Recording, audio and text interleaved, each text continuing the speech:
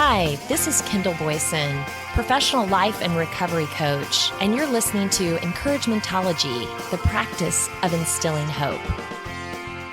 Hi there. Thanks for joining me. On this show, we're going to look at goal setting through a different lens. Instead of anxiously scripting a target based on the top 10 goals someone said you should achieve before some magical age, we're going to set a goal we can achieve, being the best you can be. Maybe you're purpose-driven and have your life planned out for the next 3, 5, or 10 years. Perhaps you love deadlines, competition, pushing yourself to uncomfortable heights and winning more than losing. I mean, who doesn't? But maybe you find goal setting, milestones, self-motivation, and the celebratory dance all a bit overwhelming. So instead, you retreat until something comfortable and doable lands in your lap. Okay, no matter who you identify with, there is a plan for you. A leader in my company introduced me to the idea, best we can be. And it was a bit of a revelation for me. Don't you love how that happens? Something so simple can hit with perfect timing and SHAZAM! It's life-altering. You see, I'm sometimes guilty of all or nothing thinking. I've worked really hard on varying degrees, but it's easy to revert back to this old habit. Now, I want you to see this idea of best we can be as a freedom-delivering, positive vibe-inducing way of thinking, not a scapegoat. Oh, believe me, I can justify anything. So if you're going into this with anything but positivity, you could see the mantra as an excuse to do less than you're capable of and call it good. I mean, it's the best I can be today. Nope, not buying it.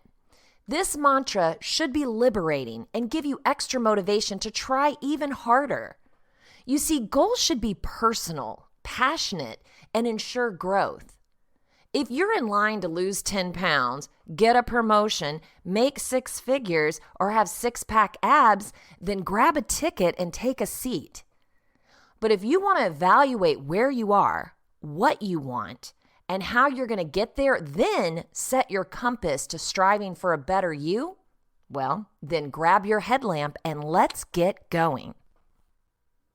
Scott over at changeyourlifeforever.co.uk starts us off with the best you can be and do it now. Be the best you can. Why? Because you can do this and you can be great and you can be awesome. And if you don't, then you will look back on your life and wish that you had lived a more fulfilled lifestyle. We all want things in life. We all have hopes and dreams, and the only thing stopping us is ourselves and the doubting nature that stops us from being the best we can be. When you learn to overcome these feelings and stop any overthinking as part of the process and take a proactive view on life, then you'll automatically see life for what it is. But how do you do it? How do you grab life and go for it? How do you find that meaning in your life that drives you to want to get these things? Well, here are some tips. First, work out what you want. What does your dream life look like? What gets you excited? What makes you happy? And what do you really desire to have in your life? This is an important aspect because when you know specifically what you want in life, then you are way above the rest of the people who are out there just dreaming and going to work every day but never achieving anything. When you clearly know what you want, then move to the next stage. Start a plan. Write all the things down that you want in your life and when you would like to achieve them by. It doesn't matter when the overthinking comes in and says, nah, that'll never happen. I can't achieve that. Just get it down on paper so you can look at it and reinforce what it is that you want in your life. Close your eyes. The one big thing successful people have is the ability to see themselves with their desires. That means using something like manifestation or visualization to have a clear view of what you want in your mind. See yourself there. What does it feel like? What are you doing? How are you regarded? How are you helping? This will train your subconscious mind to feel good about what you want, and then by practicing being the best you can be, you can move into the next stage. Get to work. Now you have to start working out what you need to do what you want. It may seem like a massive mountain to climb, but this is just the starting point. There's no rush for this, as the universe will show you the way if you stay focused on what you want. You have to put in action here to get there. It might mean changing your job, your location, and your skills. Just start. Be prepared to fail. This is the biggest stumbling block for most people because failure induces panic and the feeling that you're unworthy. If you want to be the best you can be, then you must be willing to accept all failure as a challenge. So although you want to go into situations to win, accept that sometimes things will not work out. You'll learn how to become a better person by going through this and will become stronger. While most people will pack it in due to the first failure, you will keep growing and climbing and eventually get the life that you want. Stay consistent. Being consistent in your approach is important. Some days you'll be fraught with negativity. You'll think, I can't do this. This is too much. But stay on top of your thoughts and remain positive and just push through it. Consistency is key to absolutely everything in life. So be patient as you build your routines and good habits, as they can take a few months.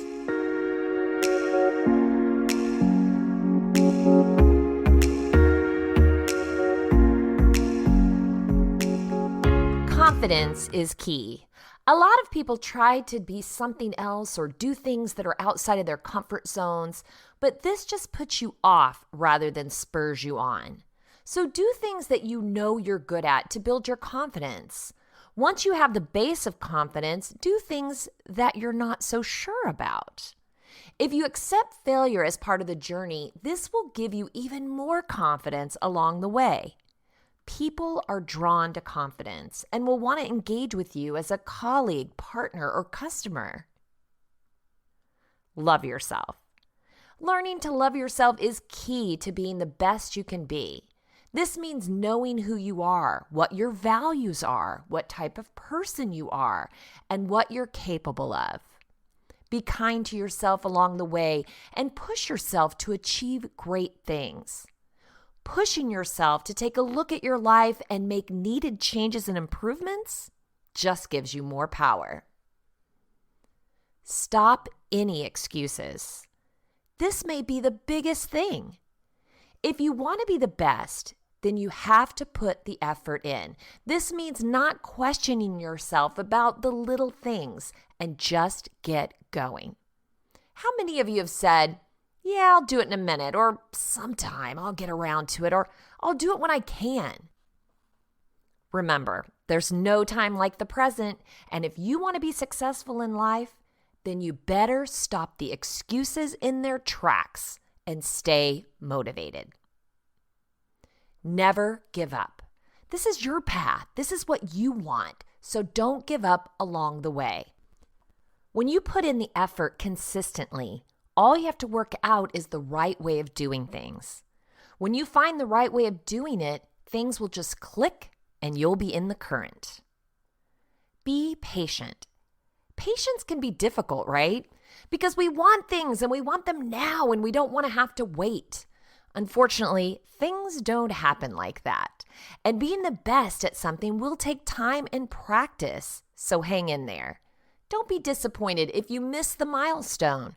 Regroup, and do something to cheer yourself up again to move forward quickly. Don't let others put you off. Everyone has their own opinions and ideas, but it doesn't mean that they're right. Listening too intently to others will make you question yourself and your ability. So talk to your audience wisely. And if you really want to be the best you, choose people who can help you, guide you, and add value to what you're doing. someone that can really help boost your confidence and not rip it to shreds. Learning to stay calm in these situations when people naysay your idea is paramount, and you don't want their thoughts to get into your head. Educate yourself and reach out. Being the best means working smarter, not necessarily harder, and there's a big distinction there. For someone to win the race, they can't just simply learn to run faster. They must train particular muscles, learn balance, be motivated, see themselves winning, eat a healthy diet, etc. Find out who the winners are in your particular area, and then ask them questions and let them help you become the best you. This is up to you. Life is what you make it, and it's up to you. You have the power within you to set goals in your life. Get out there and achieve them. Overcome obstacles along the way. Become the best. Be motivated and stay positive. It just takes tenacity, consistency, and then recording your events along the way. Don't compare yourself to others. We can all look at other people and think, geez, I am nowhere near as good as them. How can they do that? But they're probably looking at you and saying the exact same thing. So never question yourself against someone else. Just do more of what you're doing and believe in yourself, that you will be great and that you deserve to be the best you can be. Recording, rewards, and recognition. There's absolutely no point in trying to be the best if you don't know what the best even looks like. As an example, you want to be a bodybuilder. You look in the mirror every day and you see some gains and think, yeah, I'm doing all right. But you become demotivated because your gains are not as big as you thought they should be. So you start taking measurements so that you can see your increases. Only by measuring your achievements will you ever find success. Then you have to reward yourself and recognize yourself for these achievements because there's no point in doing anything unless it makes you feel like you've accomplished something. Hold yourself accountable. Hold yourself fully accountable for everything you do and don't look to blame others. You either put in the effort or you don't.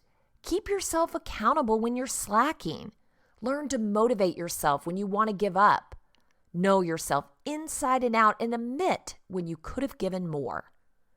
Blaming others is not the way to go if you want to be your best. Enjoy it. This should be fun. Mapping out your goals, working hard, achieving them, getting the rewards and recognition, feeling accomplished and proud of what you did.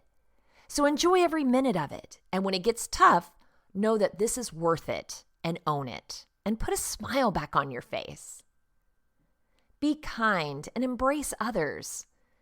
If you really want to be the best, then you should be kind to others. Embrace them and help them along the way too. Everyone can succeed in life, and we can all help each other do this.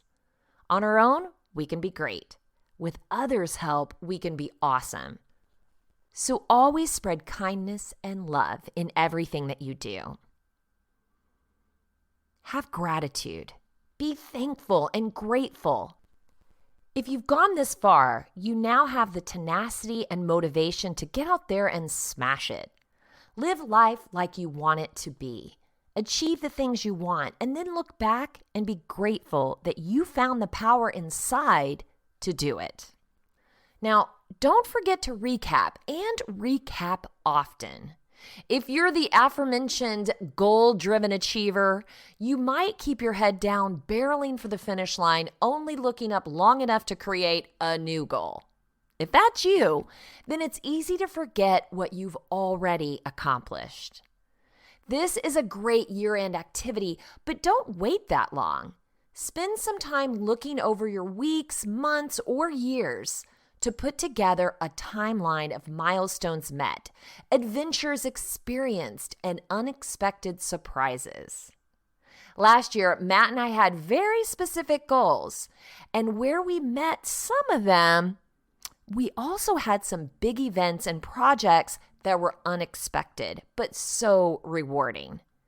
Make this exercise a fun event. Grab some friends, some good food, and have some lively conversations as you recap how far you've come.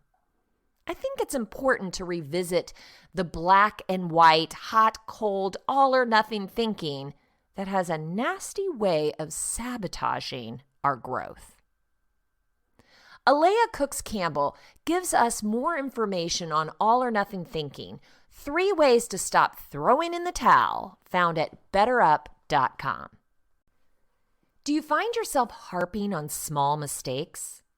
Do you brush off positive feedback to zone in on one negative comment? If so, you might be guilty of all or nothing thinking. If that's the case, you're not alone. The human brain has a negativity bias. That is, we attribute more weight to negative experiences and interactions than positive ones. From a survival standpoint, this makes sense. But from an experiential perspective, it's not terribly accurate or fun. Your all or nothing thinking patterns could be making you more stressed, less creative, and closed off to potential solutions. All or nothing thinking is one of the most common cognitive distortions. A cognitive distortion is a faulty thought pattern that makes us more prone to negative thoughts and conclusions. This type of thinking makes us forget to challenge our thought processes and look for evidence to the contrary or alternative solutions. While there are many types of cognitive distortion, nearly everyone has experienced all or nothing thinking. All or nothing thinking is a negative thinking pattern that polarizes situations, experiences, choices, and people. Also known as black or white thinking, this thought process leads people to place everything into boxes of good or bad. This thought pattern leaves no room for balanced perspectives and often discounts conflicting or ambiguous information. All or nothing thinking is especially common in perfectionists and those with mental health disorders like anxiety or depression. When you give in to this type of thinking, you're essentially saying that there are only 2 options, success or failure. In reality, most of us spend our time somewhere in the middle and probably closer to success than we actually realize. Let's look at some examples of how all or nothing thinking impacts your well-being. Example number 1. Performance reviews are coming up, and Desi is worried. They know that their performance has mostly been pretty good, but there was a major project that they dropped the ball on. Unfortunately, as Desi gets closer to the review time, it's all they can think about.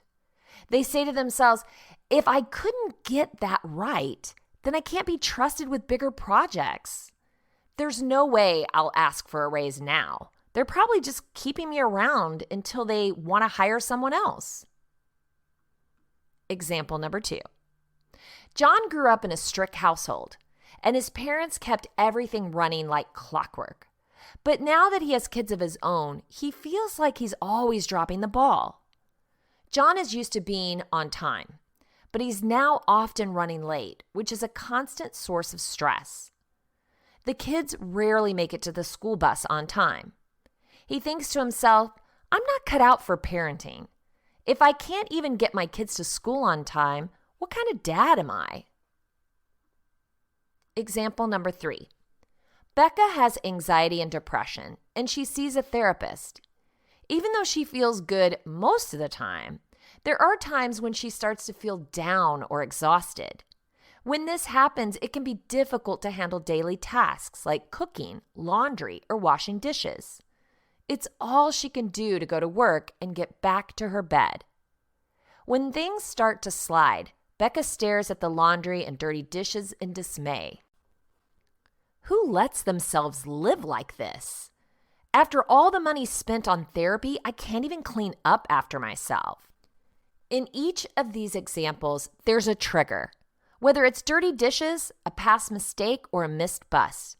In each case, the person made the situation mean something about their self-worth or value as a person. That escalates things from a challenging situation to a personal crisis.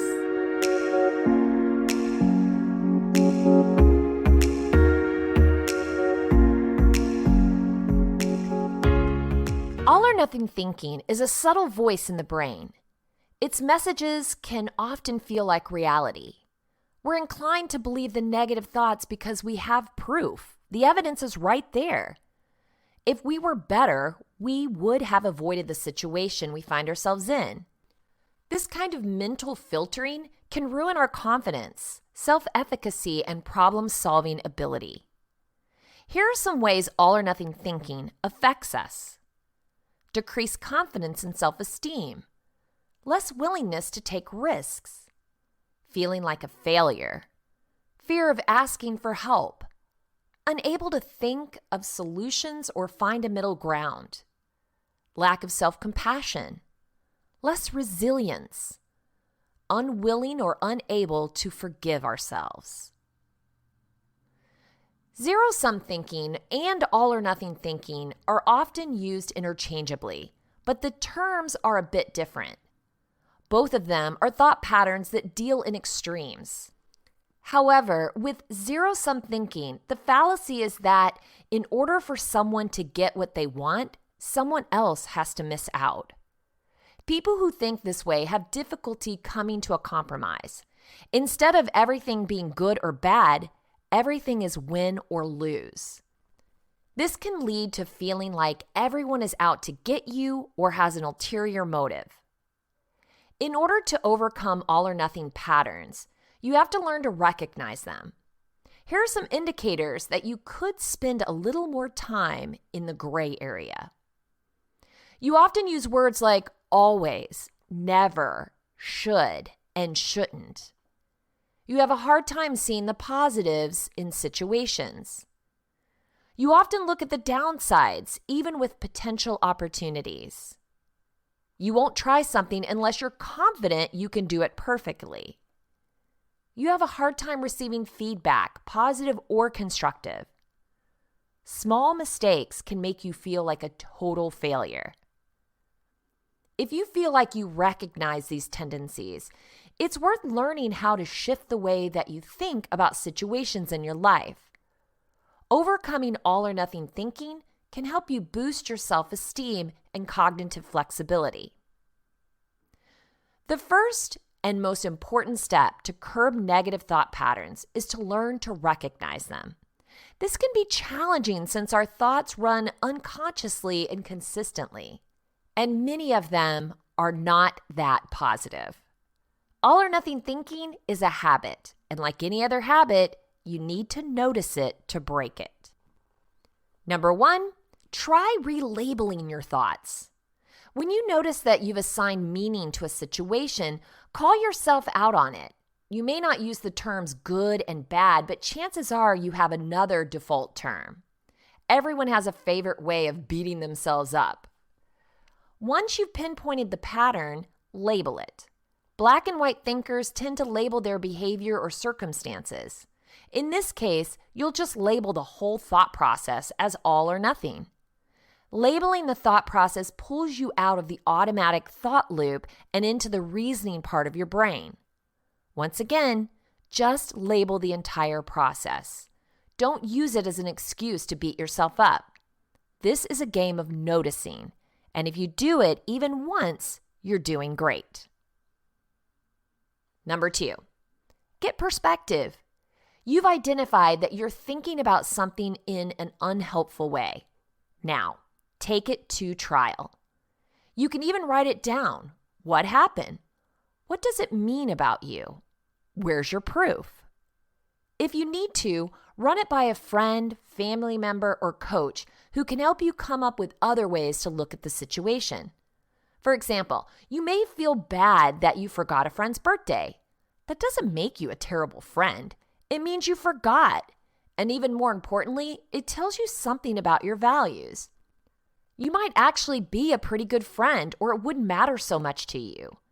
Brainstorm all possible solutions, reasons, and explanations, from the reasonable to the ridiculous. You might find that the gray area is much bigger and more plausible than you think. Number 3, reframe the thought. Once you have a wider range of thoughts to choose from, rephrase your original thought. Remind yourself of all possible explanations that exist between absolute failure and absolute success. For example, you go on a job interview. You think it went well, but when you tell your friend about it later, they don't agree with you. I just wouldn't have answered the question like that, they say. You feel like it went fine, but now you can't stop thinking about what your friend said. You start searching interview questions and prep material. You think about sending the interviewer a follow-up response on LinkedIn just to make sure they understood what you meant. Before you spiral any further or hit send, stop and ask yourself, what are 5 other ways to look at this? Maybe your answer was perfect. Maybe it wasn't, but the hiring manager appreciated your candor. Maybe your friend is jealous of your new opportunity. The truth is likely somewhere in between, that you're being evaluated on a variety of factors. One comment, even if it wasn't perfect, won't outweigh your entire interview process. You're an excellent candidate, and you wouldn't be interviewing if you weren't. And if you don't get this job, there will be others. The fact is, most of what we tell ourselves is a story, and some stories have more truth than others. Pick the one that empowers you and maybe even lets you off the hook a little. If you don't get to be the hero of your own story, then who does? Learning to reframe distorted thoughts is a key skill taught in cognitive behavioral therapy, or CBT. It helps you pinpoint self-criticism and evaluate the accuracy of those thoughts. And like any skill, it's something that you can continue to get better at. Progress, not perfection. When we get trapped in all or nothing thinking, we're essentially saying to ourselves that perfection is the only good outcome. And that's just not true. If we only accept perfection, we're doomed to failure. We'll have a negative self-perception because no matter how well things turn out, we'll never measure up. The trick to dismantling all or nothing thinking is to reward ourselves for progress, not perfection. We don't have to get it right all the time. We just have to continue to grow. When we reframe our expectations and take a closer look at ourselves, we might find things are going better than we imagined. Once you identify a thought pattern you're having, you can get to work on modifying that thinking. Remember, you're in charge here, and for whatever reason, you've developed some unhelpful habits.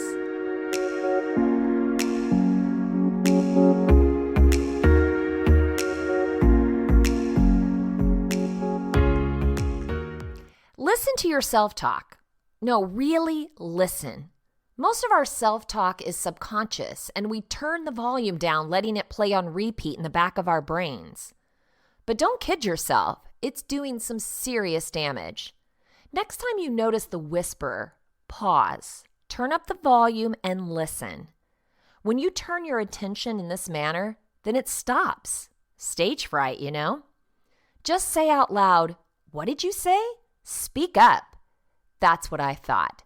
I don't feel that way about myself, so get lost. You and only you can change your way of thinking.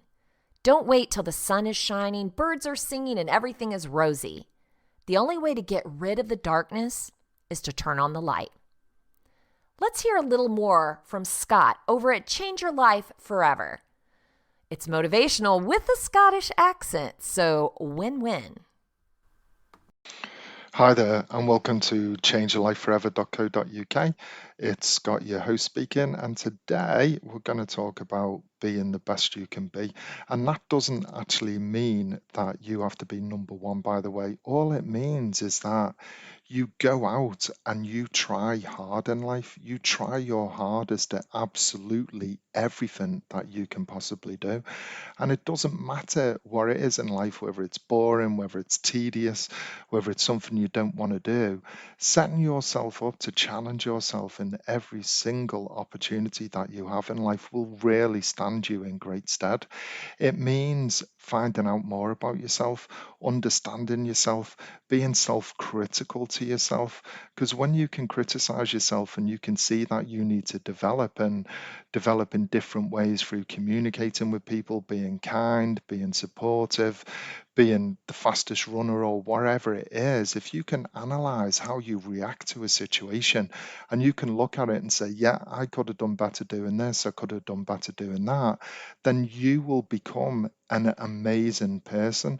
And what happens is, you know as well as I do, that people are cruel out there and people love to criticize others. And especially where social media is around nowadays, is people find it actually fun to put other people down, which means that if you're self-criticizing yourself in the first place, then it is easier to accept that criticism from other people because you've recognized that in yourself.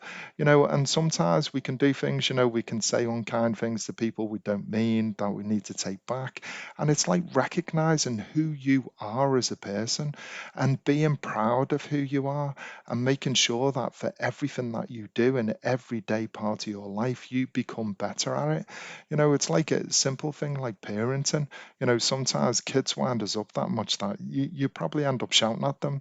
You probably go to bed later on feeling guilty about it, but recognizing that you did something wrong there and it's not actually the child that is causing the problem, it's just the fact we're probably knackered.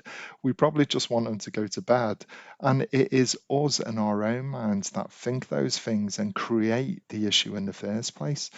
So looking after yourself and challenging yourself every single day to be a better person, to be better at work, to be better what you're doing in the future will really, really pay off by you understanding more about yourself, what you're capable of, what you can achieve. You will build a level of confidence in yourself that is second to none. And have you ever seen somebody that's walked into a room and gone, oh my God, look at them, they light that room up? That's because that person knows who they are. They know that everything that they do, they are doing the best that they can. I think sometimes it's easy in life for us all to get complacent. We get a job and we think, yeah, I'll work my 9 to 5, I'll go home, put my feet up on the put my feet up, not on the telly, or put my feet up and watch the telly. And just let life pass us by. But life should be fun. It should be amazing. It should be something that we all wake up in the morning looking forward to the day, looking forward to going and making the world a little bit of a better place, challenging ourselves, doing things that make us feel alive, sharing our stories with other people, competing in things, just making sure that we stay on top of ourselves because it's easy to look at life and go, yeah, this is rubbish. I'm not achieving what I want. I'm not getting that pay rise. I'm not getting the job that I want. But when you go out there to be the best that you possibly can, understand more about yourself, then you become a really, really powerful person. And you become somebody that is so focused on achieving what they want in life that every time that you go for it, you will overcome all the obstacles, you will overcome all the challenges, and you will be the person that gets all the rewards in life. You will be that person that is so confident that even if you fail, you will move your confidence onto the next thing and you'll know next time you won't fail and you'll learn from that experience and you'll do better and you'll find a way to get what you want. So being the best you can be, absolutely everything is really, really important. And, I remember an example once I was kind of working in a metal pressing factory, and it was laborious. Like you stick your foot on a machine and you put a piece of metal in, and this big finger come down and cut it out, and you look at it and you could say, "Nah, this is crap. It's rubbish. I hate this job. It's an absolute nightmare. I don't want to do it anymore." Or you can look at it and go, "Okay, how can I make this fun?" So what we started doing is we started competing with each other and pressing the metal and flicking it and flacking it, and all of a sudden we were having a right laugh by making it fun. And I actually become one of the best metal pressers there was there. And they offered me a full-time job because they were so impressed about how I did. But when you want to be the best at something, you just challenge yourself with absolutely everything in life. You challenge yourself to become better at absolutely everything. And it's a really great quality that if you can harness, you will come out on top of everybody else in life. So when you get out there, if you're washing the dishes, it don't matter what you're doing, what job it is, just do it to the best of your ability. Look back on it, be proud of yourself, pat yourself on the back, give yourself a reward, give yourself recognition, work out how you can do it better next time, and just go out there and smash life, enjoy it, and be the best you can be. JD from Sources of Insight has come up with 8 practices for developing mindfulness. Act yourself into a new way of thinking. So let's walk through them. In the book Anticipate, The Art of Leading by Looking Ahead, Rob Jean shares 8 practices you can use to act yourself into a new way of thinking. According to Langer, growing your mindful state boils down to 3 behaviors: creating new categories, welcoming new information, and adopting more than one view. Rob Jean provides 8 practices we can use to help practice these behaviors and develop our mindfulness so that we can recategorize information, stay open to new information, and stop taking a single perspective. Number 1, yes and. Swap out but with and. In the next few days, try catching yourself when you say yes, but. 9 out of 10 times, you will be stopping a thought or an idea that isn't in line with your current thinking and is blocking a creative idea or alternative perspective in the process. To combat this tendency, immediately rephrase your action to yes and, allowing you to make your point by remaining open rather than closed. Keep up this practice until yes and becomes your default reaction. It shouldn't take you more than 2 weeks of practice to make this saying a habit. Remember, just one word can make a huge difference. Break the pattern. Do the opposite of what you normally do. A deceptively simple practice is to increase your chances of seeing things differently is deliberately breaking your normal pattern of working, communicating, thinking, reacting, and responding. For example, if you're normally the first to volunteer, hold back. Or if you're always the one who holds back, now volunteer. If you're very punctual, arrive late. As confronting as that might sound. Powerful questions. Ask better questions. Artfully designed questions generate curiosity, are thought-provoking, challenge underlying assumptions, and invite creativity. Moreover, they give us energy, making us aware of the fact that there is something to explore that we hadn't fully grasped before. So train yourself to catch poorly designed questions asked by you as well as others and reformulate them. Keep the 3 dimensions in mind: why, what, how constructions, scope, and underlying assumptions. Appreciative inquiry. Ask questions that appreciate what's going on and what's going well. Help reveal why things are going well. Develop a set of appreciative questions aimed at discovering what is going well and why. Use them when analyzing problems, withholding the temptation to first ask what went wrong. Radical exposure. Expose yourself to radically different people, experiences, and events. The radical exposure practice promotes a deliberate effort to engage, with some frequency, with a subgroup that is profoundly different from the usual suspects you hang out with. Unblind your blind spot. Reveal blind spots by putting more options on the table and looking for the non-obvious. Group dynamics often make what's on the table appear as though it's the only possibility, but it rarely is. It's just what the group is most comfortable with. Once an option is chosen, the group is unlikely to consider anything else. Whenever you engage in a conversation aimed at clarifying or making a decision, ask at the appropriate moments. What other options exist? What are we not seeing or saying? Listen to learn. Get curious and develop your curiosity. Don't treat information like a broken record. Find a new groove. Consciously and deliberately go into listening mode. This means not taking over the conversation with your ideas or observations. no matter how much you want to. Just keep asking questions and don't miss anything your conversation partner mentions, no matter how odd it seems or how disconnected the person's views from yours are. Opinion swap. Try another perspective on for size. This will help you see things from new angles. Choose someone at work who is least like you. Not someone you dislike, just someone very different. You two might differ in character, taste, thoughts, or actions. Think of a subject you normally disagree on. It might be something simple like a product, marketing message, or television program that you avoid or find trivial and the other person really likes. Imagine yourself adopting these ideas. Try it on like an outfit.